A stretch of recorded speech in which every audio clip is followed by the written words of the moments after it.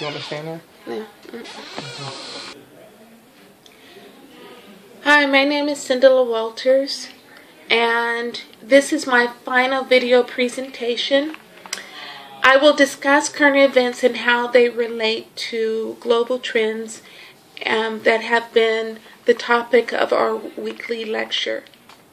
I will discuss the trends in migration, population, and health and diseases, and how these trends impact the missions of the church. Last week, the BBC reported that there has been an increase in those that have been crossing the border going into the UK. They said that the increase is probably due to the conditions in West Africa and the Middle East. So many are coming into the UK looking for work, or perhaps to migrate, or to spend time with family or friends who've already migrated there. They do see this as a problem, the UK, and they're trying to strengthen their borders. Now, migration is considered one of the defining issues of the 21st century. Because of technology, more and more people move today than at any other point in human history. About 3% of the world's population live in a country where they were not born. Right now, we see that the highest immigration is actually occurring in Muslim countries because of the jobs that they have may be too numerous for the local population to do, or it may be beyond their expertise. Most foreign workers, once they complete the job, do return home to their families. Now, the church will need to prepare for massive immigration. As in the news of UK, many people are leaving economically depressed areas to find work in areas that are faring well. And Christians need to be more sensitive to the plight of the immigrant and actually offer them assistance. The Bible does command the believers to be merciful and to the stranger and to share our abundance with them. Spiritually, this can be a time that we can really exemplify the gospel. Population. The story from Seoul is that the Seoul Metropolitan Government is actually setting up a group where foreign residents can come together and they can talk about policies that can help that foreign population. The number of immigrants in Seoul has actually doubled in 2007, and immigrants count as 4% of the city's population. And last year there was about 74,000 complaints from foreigners. 1 in 25 Seoul residents are foreigners, and they tend to stay there for 10 years. So Seoul is one of those countries that's also experiencing migration and increased population. As a matter of fact, in East Asia, in which Korea is a part of, is one of the world's top 5 populous areas. The others are South Asia, Southeast Asia, Europe, Mediterranean, and the Americas. China is the world's most populous country, but its massive population is slowing down in growth because of the one-child policy. The policy has caused a massive imbalance, mainly because there's now such a large population of males in their society. And by about 2025, India is going to become the world's most populous country.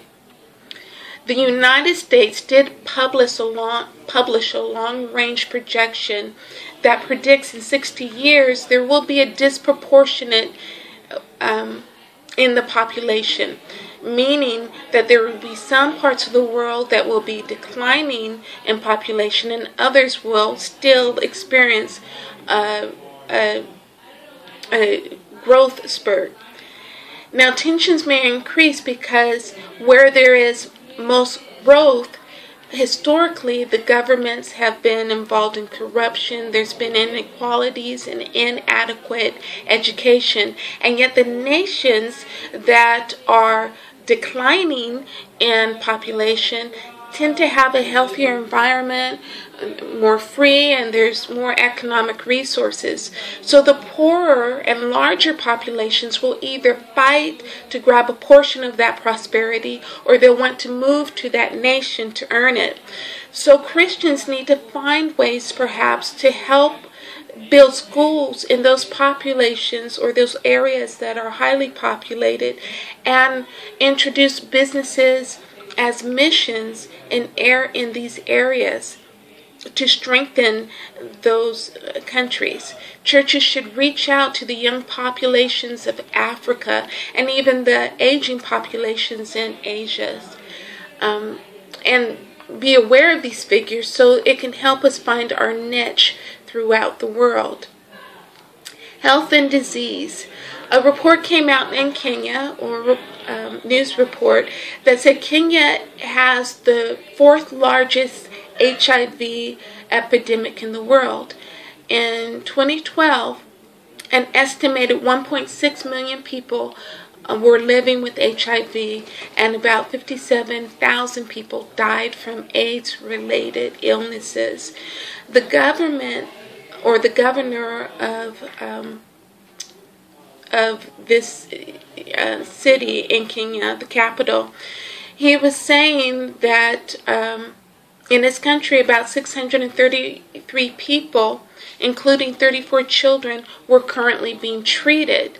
The problem is that 75% of those who are infected were not seeking treatment.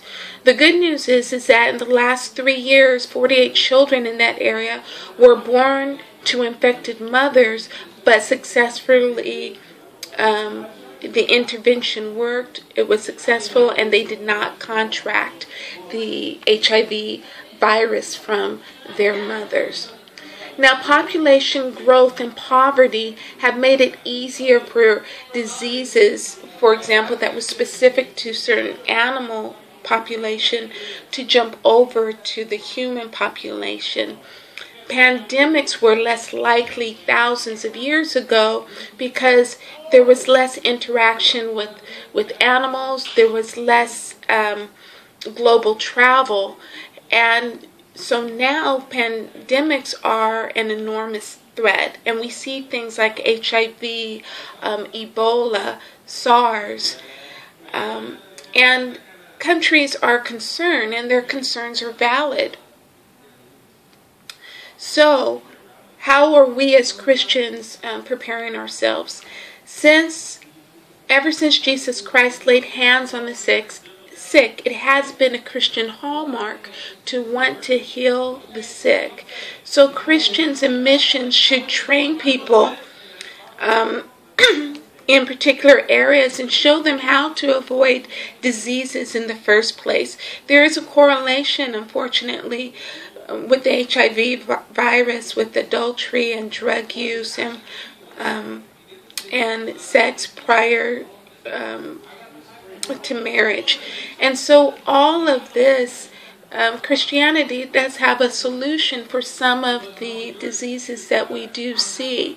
And so it's imperative that Christians share this information, so not only handing out condoms, but also giving them practical advice, practical Christian advice on how they can live their lives safer.